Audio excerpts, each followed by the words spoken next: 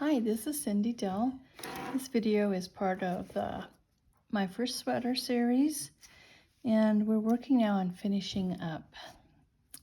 This is my little sample sweater, and as you can see, I have it turned inside out.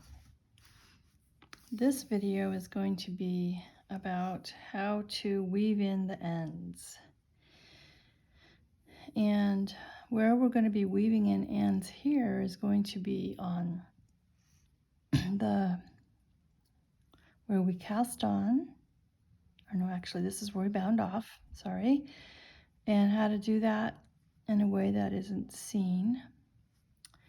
And then that will also be on your cuffs and also on your sleeves, where you started your sleeves. So right here is where I added my sleeves. You can see, even though I did my best, I still have a little hole, and this little yarn is a little wonky, and you might find that, and we're going to take care of it today.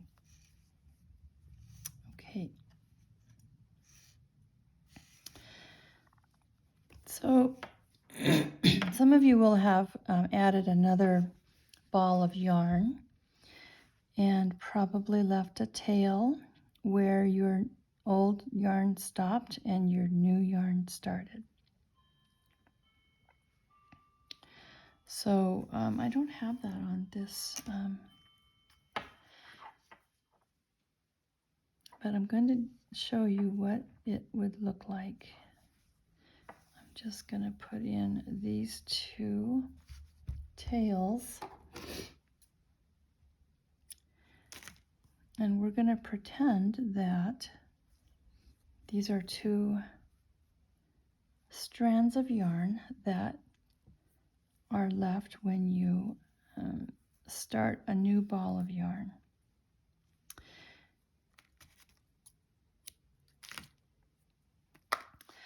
I'm doing this in a contrast color, but your colors are going to be, the colors that you used in your sweater. But it's easy to see this red. So when you've got a sweater and you've started a new ball of yarn, you've got these two strands. If you were to actually pull these apart this way, you would, and if you take a look on your sweater, you'll see you have a hole. And it would be much wider than this hole is. The way to remedy that hole is to make sure that you cross them this way so that they pull together and so that the hole is not showing. Okay. We'll undo that and pretend that this is the new and the old yarns. Tapestry needle. It doesn't have to be curved. It doesn't have to have a sharp. I like a blunt just because I think it works better. This is a fairly blunt needle, not sharp. But you can use sharp. I just think it's harder. Oh, great. Okay. Do this again up through here. Okay. Now we're going to cross them so that the hole doesn't show. Now I want you to look carefully at your knitting on the inside. This is called reverse stockinette. And all we see on the back are pearl bumps. And I want to show you, you can see on your pearl bumps, here's what we would call a frown. See how it kind of looks like a frown? And the one right next to it is a smile, and a frown and a smile, frown, smile, and all the way through. This is what you can find on a reverse stockinette. Show this a little bit more detail. Okay, so we're going to cross the yarn, and what we're going to do is follow the path of the yarn. And this takes a little bit of reading and a little bit of getting used to, and that's why I'm using a different color. So we're saying that our yarn is coming here. we're going to, this is a smile, this is a frown. We're going to put it up through that. And if you look carefully, you can see that this yarn follows this path. So it starts here with a smile. We'll go up this way.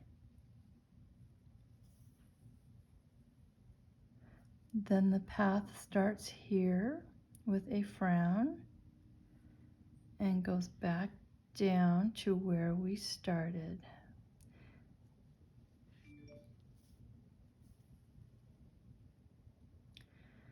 And here we are with a smile. Last time we did it on a frown, but we're on a smile now.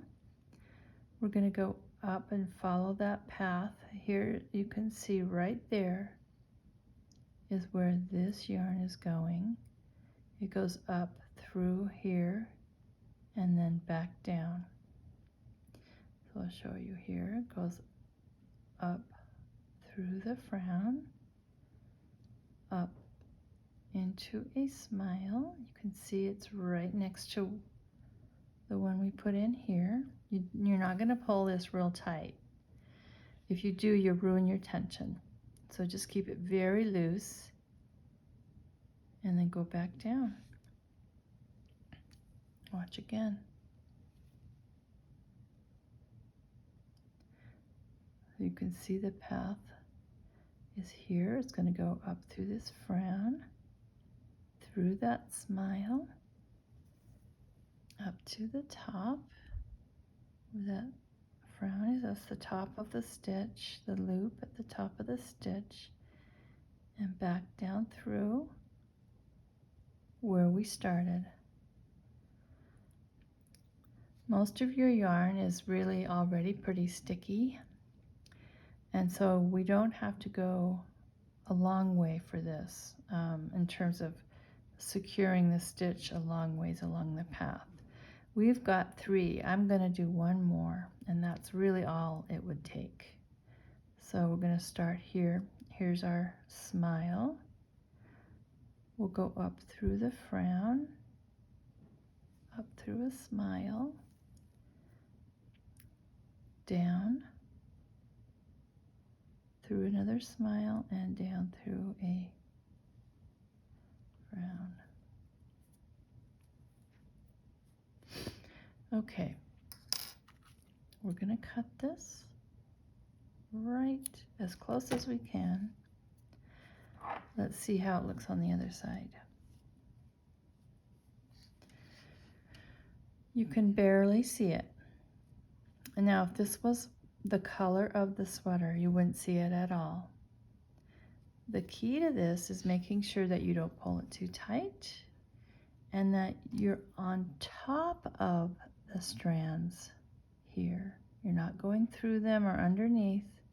You're staying on the top of the strand. So if I'm looking at this strand right here, I'm going to make sure I stay on top of it and not underneath it. If I go underneath it like that, it's going to show through. So we stay on top like that. All right, I'm going to do the other side. And we're going to do the same number. We've done 4 stitches here. We're going to do 4 stitches on the other side. And remember to cross them so that you don't have a hole.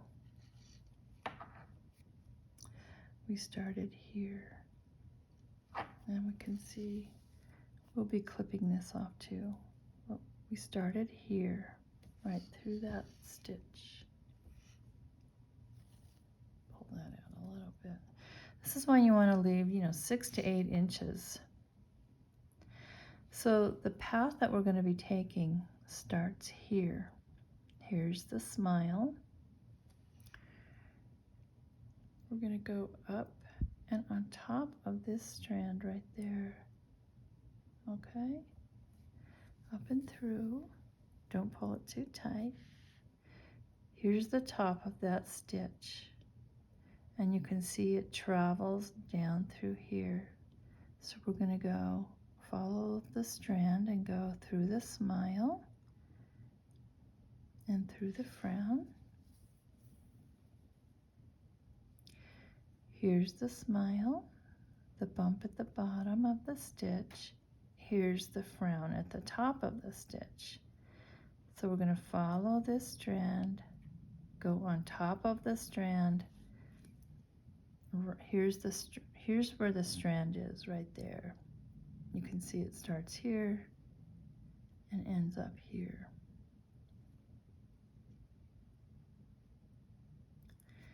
Up through the top. I just distorted this a little bit by showing you that, but it's easily pulled back into shape. That's why you don't want to pull on this. It's not like a sewing. It's just very loose weaving. Here's our smile. I'm going to go up through a frown, up through a smile,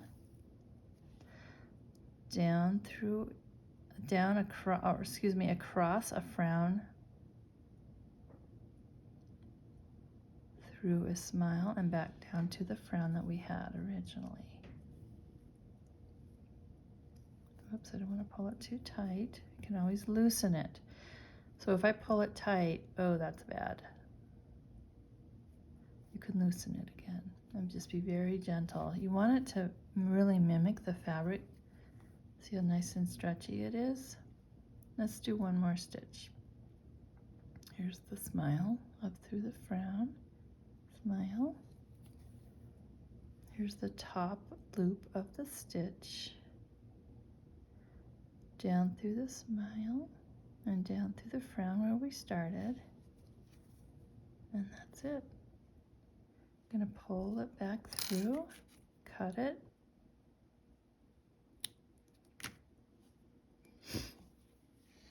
Now you can see it's red, so it kind of shows.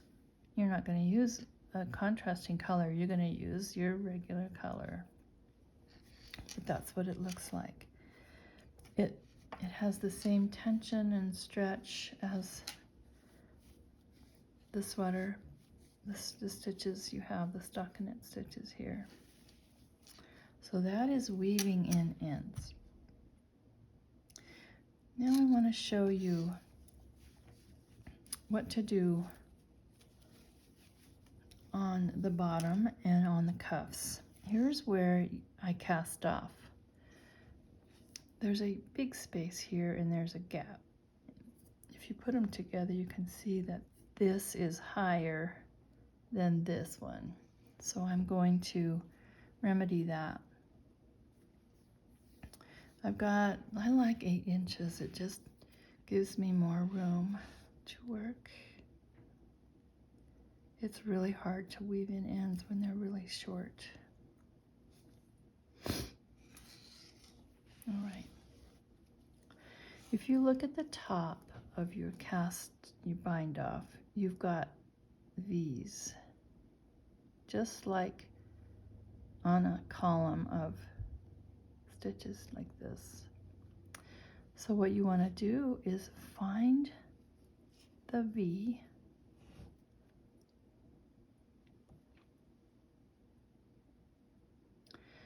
if you look at the top of this column of knit stitches, you'll see the V's right here.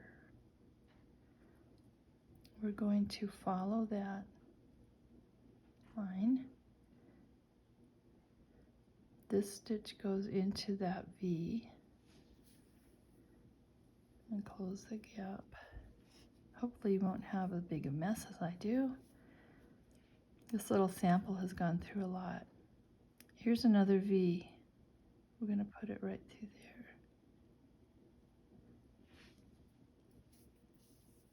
Don't pull it too tight. So that looks pretty good. Then we need to weave in this end. What I like to do is go up a column of knit stitches right here and just go up on each side on top of any of the stitches that are below. So you're going in between, lift it, but not too hard or you'll stretch it. just like that. And this is really secure and you cannot see it.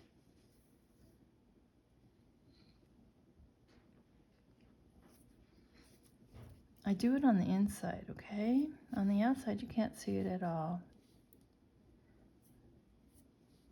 And this stitch is like really, it doesn't look good. But you can see, you can't tell where the bind off ended. It looks nice and neat. Then we would clip this. The thing that you want to do is you want to weave in your ends before you block. Because when you block, it sets the stitches.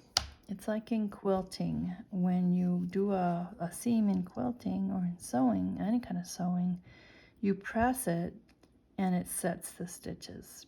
That's what blocking does for wool. I will do another video on blocking. Okay, but that's how you weave in those ends. One more thing we're going to do is under the sleeve. So on your sleeve, you're going to have a longer sleeve. This one is pretty short. I just put the sleeve stitches on some waste yarn. Here's our tail. We can kind of see where it goes. It goes through this stitch right here and here. If we pull it, we can see where it goes. Here's the top of it right here.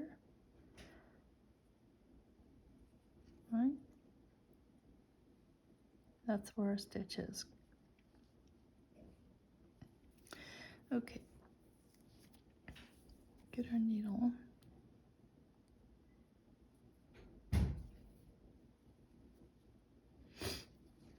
This hole is what I'm worried about. And it's this stitch that's really out there and it's causing trouble. I'm going to kind of follow the path of this stitch. You can see it starts here. If I pull this up, you can see there's where it is. And here. So we're going to follow that path. I'm going to take this underneath, follow the path of this stitch right up into here.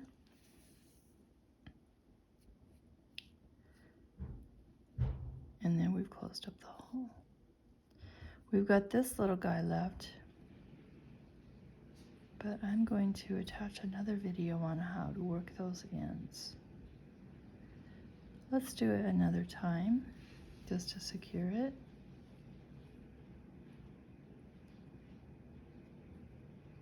Up through here. And now we're going to weave in just like we did below. I'm going to have I'm going to make you can see here's a smile and a frown. We're going to, let's follow this stitch up. It goes through here.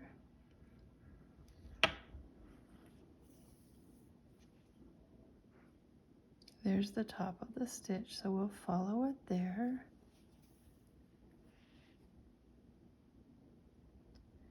And down back through right there.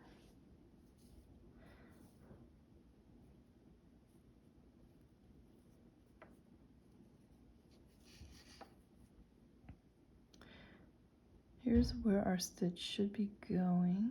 Actually, it's right here, so there's a smile. I'm going to go up through that little loop, up through the smile.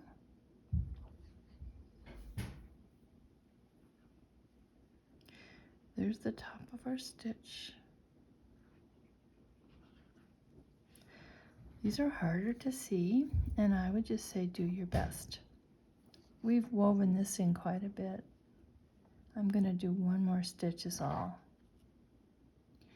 Let's do right here. Keep it loose. Here's the top. Go back down the way you came.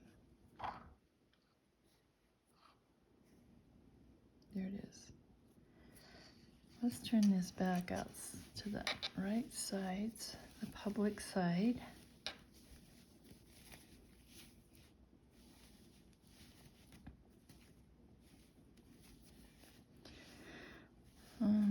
Geez, I can't even see where I was. This is it right here. No hole. So most of you are going to be fine without any holes because you did the picking up correctly and you don't have a hole, but I did. And so I just secured it and it looks great. The other sleeve does have a hole right here, so I would do the same thing.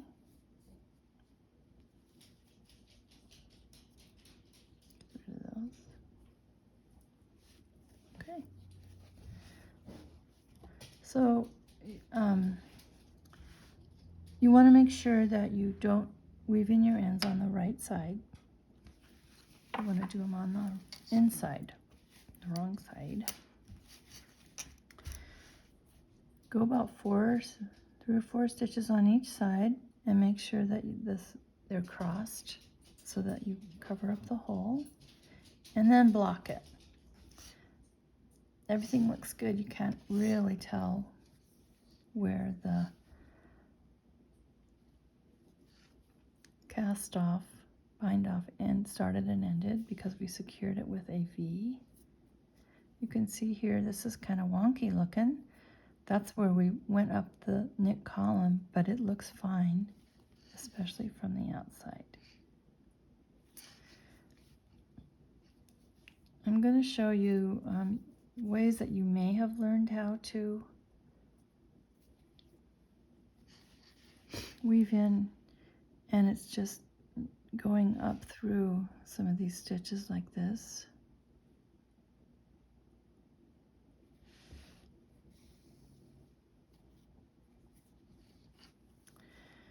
You can't see it. It looks okay. If you do it right, it looks okay, and it's easier than this. But this is one of those things where it looks more handmade rather than homemade. Sometimes this can get a little bulky, especially if you've got really nice fine yarn you add to the bulk. So I just advise you not to use that. Here you can see one of the stitches right here. You don't want that.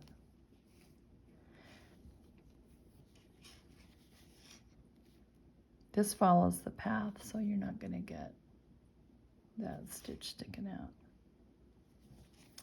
Okay, that's it.